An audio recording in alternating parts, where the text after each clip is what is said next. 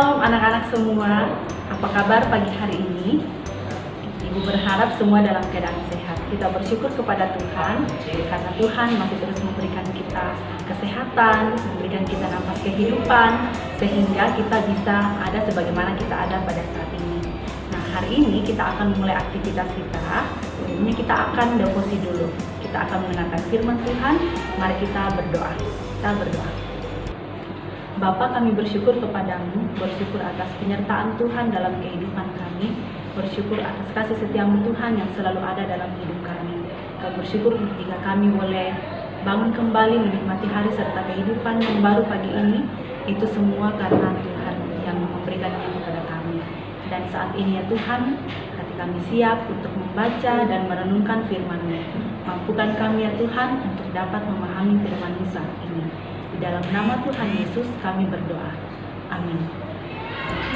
Pembacaan kita pada pagi hari ini diambil dari kitab 1 Raja-Raja pasalnya yang ke-21. 1 Raja-Raja pasalnya yang ke-21. Ibu akan bacakan dari ayat 1 sampai ayatnya yang ke-13. Kebun anggur Nabot. Sesudah itu terjadilah hal yang berikut. Nabot orang Israel mempunyai kebun anggur di Israel di samping istana Ahab raja Samaria. Berkatalah Ahab kepada Nabot, "Berikanlah kepadaku kebun anggurmu itu, supaya kujadikan kebun sayur, sebab letaknya dekat rumahku. Aku akan memberikan kepadamu kebun anggur yang lebih baik daripada itu sebagai gantinya. Atau jikalau engkau lebih suka, aku akan membayar harganya kepadamu dengan uang." Jawab Nabot kepada Ahab, "Kiranya Tuhan menghindarkan aku daripada memberikan milik pusaka nenek moyangku kepadamu." Lalu masuklah Ahab ke dalam istananya dengan kesal hati dan gusar karena perkataan yang dikatakan Nabot orang Israel itu kepadanya. "Tidak akan kuberikan kepadamu milik pusaka nenek moyangku." Maka berbaringlah ia di tempat tidurnya dan menundukkan mukanya dan tidak mau makan. Lalu datanglah Isabel, istrinya, dan berkata kepadanya, "Apa sebabnya hatimu kesal sehingga engkau tidak makan?" Lalu jawabnya kepadanya, "Sebab aku telah berkata kepada Nabot orang Israel itu, berikanlah kepadaku kebun anggurmu dengan bayaran uang, atau jika engkau lebih suka, aku akan memberikan kebun anggur kepadamu sebagai gantinya. Tetapi sahutnya, tidak akan kuberikan kepadamu kebun anggurku itu." Kata Isabel istrinya kepadanya, "Bukankah engkau sekarang yang memegang kuasa raja atas Israel? Bangunlah, makanlah, dan biarlah hatimu gembira. Aku akan memberikan kepadamu kebun anggur Nabot orang Israel itu." Kemudian ia menulis surat atas nama Ahab, memeteraikannya dengan materai raja, lalu mengirim surat itu kepada tua-tua dan pemuka-pemuka yang diam sekota dengan Nabot. Dalam surat itu ditulisnya demikian, "Maklumkanlah puasa dan suruhlah Nabot duduk paling depan di antara rakyat. Suruh jugalah 2 orang dursila untuk menghadapinya, dan mereka harus naik saksi terhadap dia dengan mengatakan, engkau telah mengutuk Allah dan raja. Sesudah itu bawalah dia keluar dan lemparilah dia dengan batu sampai mati." Orang-orang sekotanya, yakni tua-tua dan pemuka-pemuka yang diam di kotanya itu, melakukan seperti yang diperintahkan Isabel kepada mereka, seperti yang tertulis dalam surat yang dikirimkannya kepada mereka. Mereka memaklumkan puasa dan menyuruh Nabot duduk paling depan di antara rakyat. Kemudian datanglah 2 orang, yakni orang-orang dursila itu, lalu duduk menghadapi Nabot. Orang-orang dursila itu naik saksi terhadap Nabot di depan rakyat. Katanya, "Nabot telah mengutuk Allah dan raja." Sesudah itu mereka membawa dia keluar kota, lalu melempari dia dengan batu sampai mati. Sampai sedemikian jauh pembacaan kita. Dan setiap orang yang dikatakan berbahagia adalah orang-orang yang selalu merindukan firman Tuhan dalam kehidupannya, terlebih bila firman itu dilakukan. Tema kita hari ini adalah mempertahankan warisan Tuhan. Ya. Nah, anak-anak semua, Apa sajakah yang sangat berharga dalam hidupmu saat sekarang ini? Apa sajakah yang sangat berharga dalam hidupmu saat sekarang ini? Apakah uang? Ataukah HP? Atau mainan? Kesehatankah? Atau nafas kehidupankah? Ya. Nah, semua adalah hal-hal yang penting bagi kita, ya. Dan masih banyak lagi. Nah, pertanyaannya adalah apa yang akan kamu lakukan terhadap barang tersebut supaya tetap terawat dengan baik? Tentu kita tidak akan pernah membiarkan mainan kita rusak, iya kan? Nah, yang bisa kita lakukan biasanya adalah menjaganya supaya tidak rusak, ya. Kemudian kita menyimpan mainan setelah digunakan. Kita menyimpannya pada tempatnya setelah digunakan. Supaya apa? Supaya kita mudah untuk mencarinya dan mainan kita itu juga bisa rapi, ya. Nah, bagaimana jika ada teman yang mengambil barang tersebut tanpa meminta izin? Apakah kamu akan membiarkan mainanmu tersebut diambil orang, ataukah kamu akan mencarinya sampai dapat? Ya. Semua yang menurut kita sangat berharga pasti akan kita jaga dengan baik. Saya yakin demikian, ya, terhadap anak-anak semua. Bahwa semua yang menurut anak-anak semua itu berharga, pasti kamu akan menjaganya dengan baik, dan kamu tidak akan membiarkan seorang pun mengambilnya darimu. Nah, dalam bacaan kita pada saat ini dikisahkan tentang seorang yang bernama Nabot, ya. Bagaimana kisah Nabot ini? Siapakah dia? Ya, dan apa kisah yang bisa kita lihat dari kehidupannya Nabot? Ya. Kalau kamu perhatikan peta yang ada di sebelah, ya, dikatakan bahwa Nabot ini berasal dari Yisrael. Dia adalah orang Yisrael, ya. Nabot dalam bacaan kita memiliki sebidang kebun anggur, ya, yang merupakan milik pusaka dari nenek moyangnya, ya. Jadi bisa dikatakan bahwa itu adalah warisan, ya, warisan dari nenek moyangnya, ya. Dan Nabot sangat, ya, menjaga kebun ini, ya. Nah, selanjutnya apa yang dikatakan tentang Ahab dalam kisah ini? Siapakah Ahab itu? Nah, kalau kamu lihat, ya, gambar ini, ya, ini adalah gambar mahkota. Biasanya yang menggunakan mahkota itu adalah seorang raja.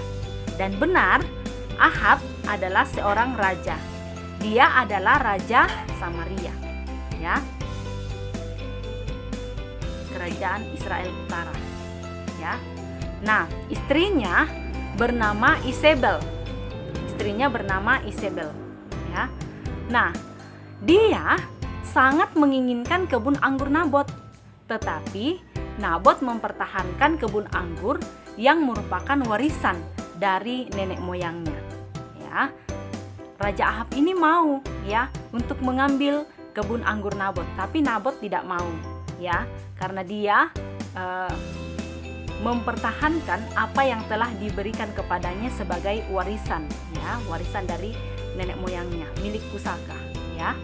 Nah, apa yang terjadi dengan Ahab setelah dia mendengarkan bahwa Nabot tidak akan pernah mau menyerahkan, ya, tidak akan pernah mau menyerahkan kebun anggurnya itu menjadi miliknya Ahab, ya. Lihat di sini di gambar ini bahwa ternyata Raja Ahab itu kesal, ya. Dia kesal, dia marah, ya. Dia bahkan tidak mau makan, ya. Karena apa yang dia harapkan, apa yang dia inginkan itu tidak dia dapatkan, ya. Nah, apa yang dilakukan oleh Isabel? Ratu Isabel itu kemudian menulis surat atas nama Raja Ahab, ya. Dia menulis surat atas nama Raja Ahab, ya.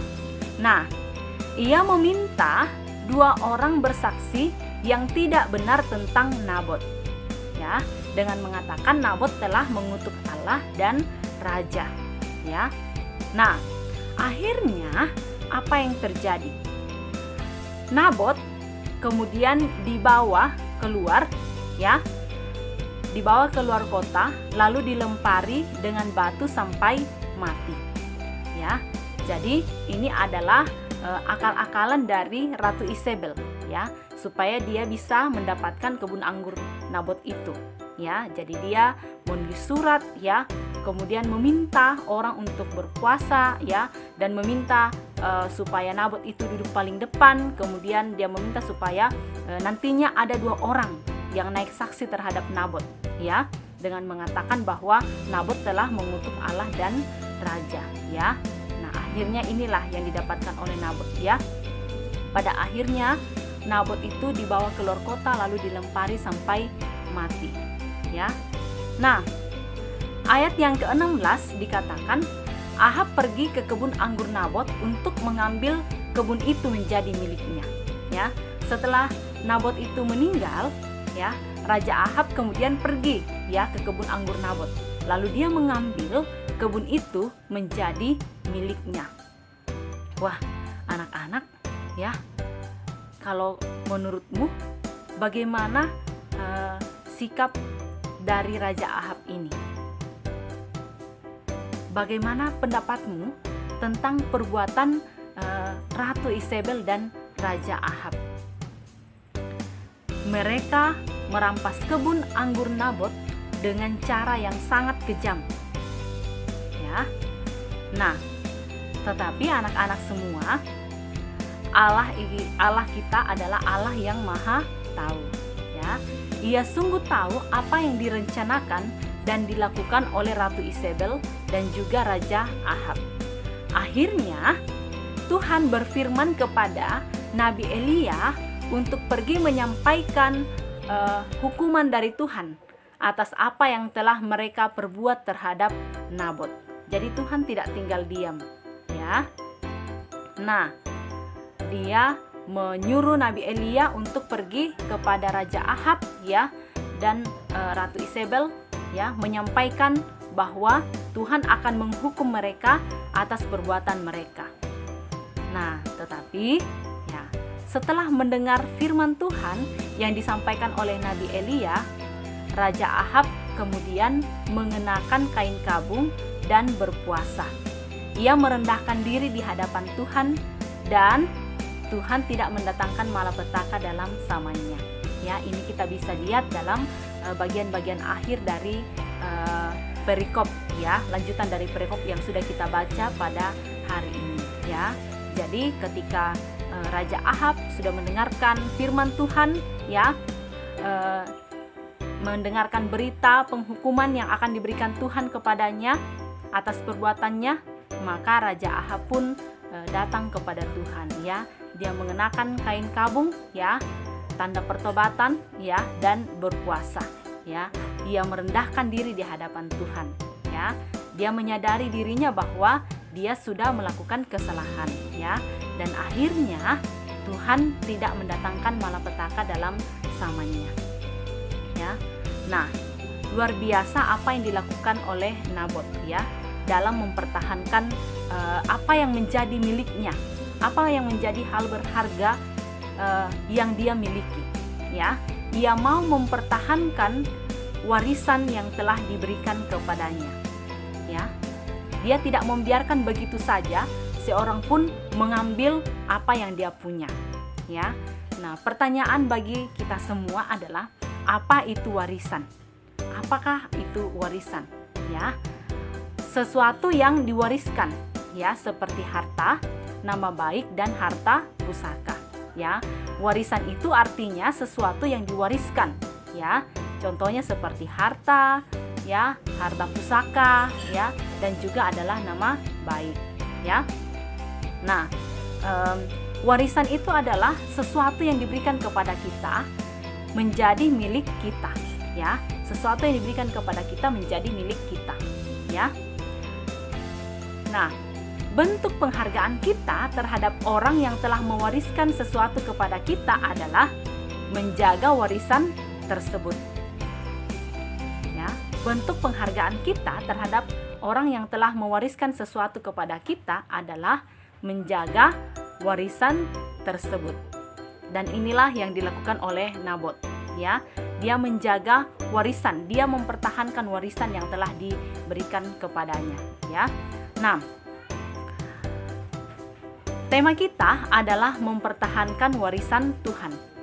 Mungkin anak-anak semua ada yang bertanya, mempertahankan warisan Tuhan, apakah yang telah Tuhan berikan kepada kita untuk kita pertahankan dalam kehidupan kita? Nah, anak-anak semua, melalui tuntunan Roh Kudus, ya, kita dapat mengimani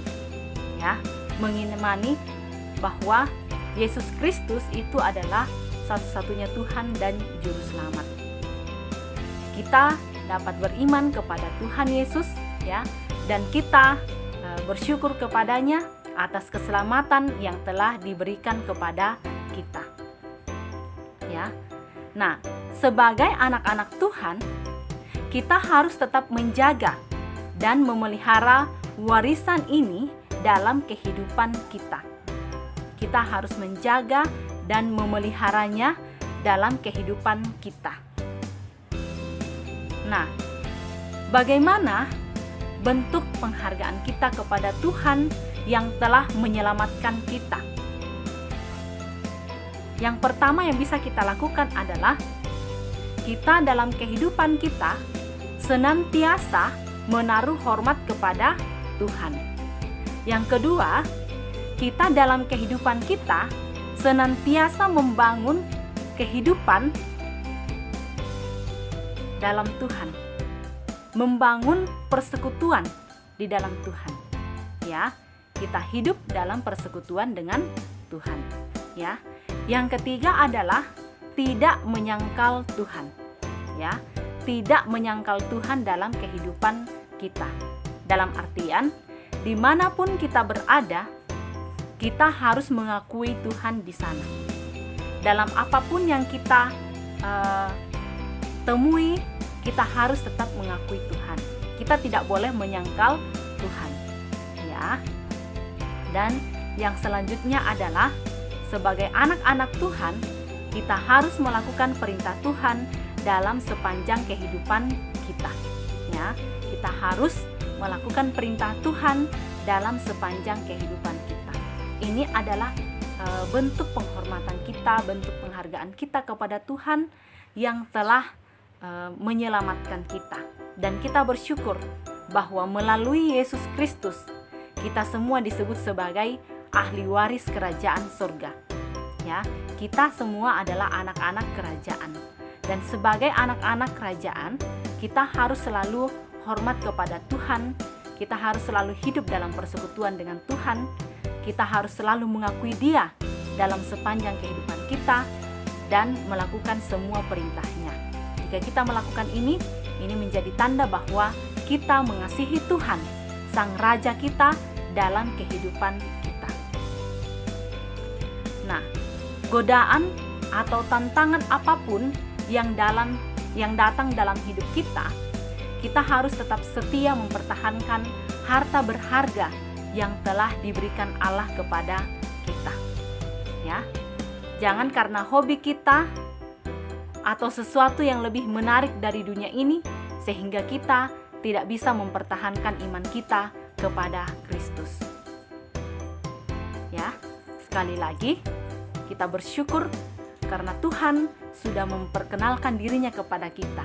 Melalui tuntunan Roh Kudus kita bisa mengenal Dia sebagai Tuhan dan Juru Selamat kita. Hal inilah yang harus tetap kita pegang teguh dalam sepanjang kehidupan kita. Sekalipun ada godaan, ada tantangan dalam iman kita, dalam mempertahankan iman kita, tetapi kita harus tetap ingat, ya, bahwa Tuhan tidak akan pernah membiarkan kita. Ya, kita tetap percaya bahwa Tuhan akan selalu menyertai kita.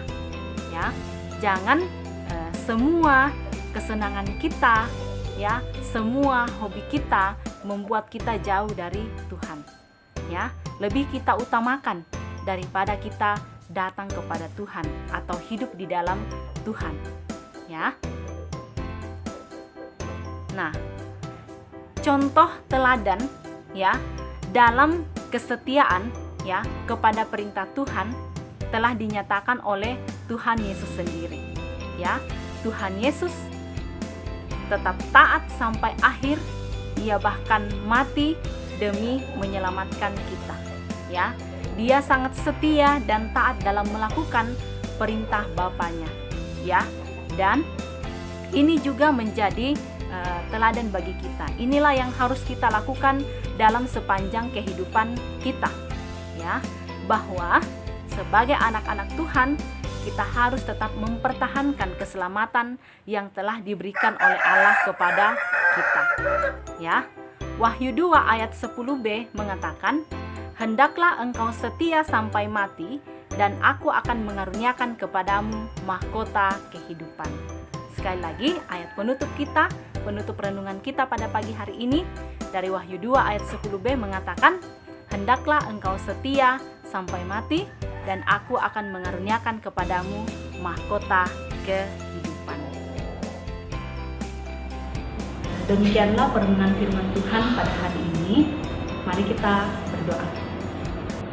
Bapa, kami bersyukur atas waktu yang indah yang Tuhan berikan kepada kami untuk kami mendengarkan firman-Mu.